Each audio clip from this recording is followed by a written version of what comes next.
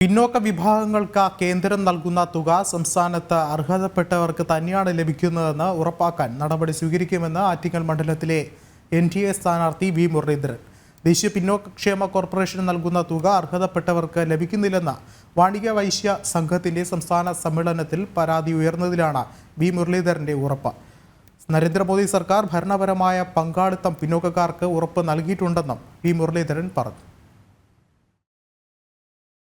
കേന്ദ്ര സർക്കാർ 400 കോടി രൂപയാണ് national backward classes financial corporation വഴി സംസ്ഥാനത്തിന് നൽകുന്നത്. കേരള പിന്നോക്ക വികസന കോർപ്പറേഷൻ വഴി നടപ്പാക്കുന്ന മൈക്രോ ക്രെഡിറ്റ് പദ്ധതി വഴി വായ്പ നൽകുന്നതിനാണ് തുക അനുവദിക്കുന്നത്. പിന്നോക്ക വിഭാഗങ്ങളിലെ സ്ത്രീകളുടെ കൂട്ടായ്മകൾക്ക് അവരുടെ ക്ഷേമത്തിനായി തുക അനുവദിക്കും.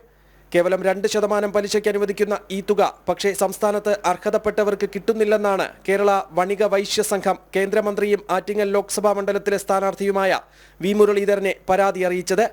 തിരുവനന്തപുരം പുത്തരിക്കണ്ട മൈതാനത്തിൽ KVVSന്റെ പൊതുസമ്മേളനം ഉദ്ഘാടനം ചെയ്യാനെത്തിയതായിരുന്നു അദ്ദേഹം.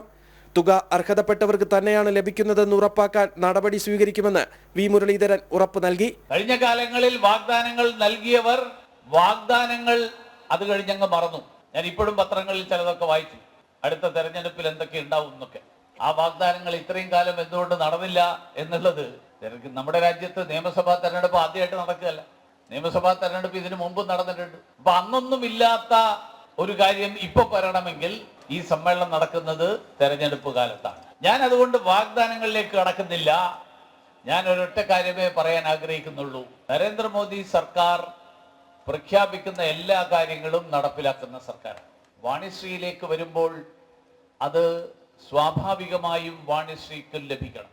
അത് ലഭിക്കാൻ ആവശ്യമായിട്ടുള്ള നടപടികൾ, ആ നടപടികൾ നിങ്ങളുടെ എല്ലാവരുടെയും അംഗീകാരം, ആ അംഗീകാരമുണ്ടെങ്കിൽ വരാനിരിക്കുന്ന ജൂൺ മാസത്തിൽ പുതിയ സർക്കാർ കേന്ദ്രത്തിൽ രൂപീകൃതമാകുമ്പോൾ അതിനു വേണ്ടിയിട്ടുള്ള നടപടികൾ എടുക്കാൻ നിങ്ങളോടൊപ്പം നിന്ന് അതിനു വേണ്ടിയിട്ടുള്ള എല്ലാ പരിശ്രമവും നടത്താൻ ഞാൻ ഉണ്ടാകും എന്നുള്ള കാര്യത്തിൽ ഞാൻ ഉറപ്പ് നൽകാൻ ഈ അവസരത്തിൽ ആഗ്രഹിക്കുക.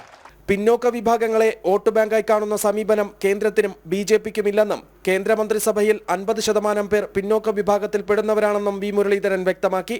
സമ്മേളനത്തിൽ KVVS president Kuttappan Chettiar, general secretary Subramaniam Chettiar, vice president Chellappan Chettiar തുടങ്ങിയവർ പങ്കെടുത്തു. ജനം, തിരുവനന്തപുരം.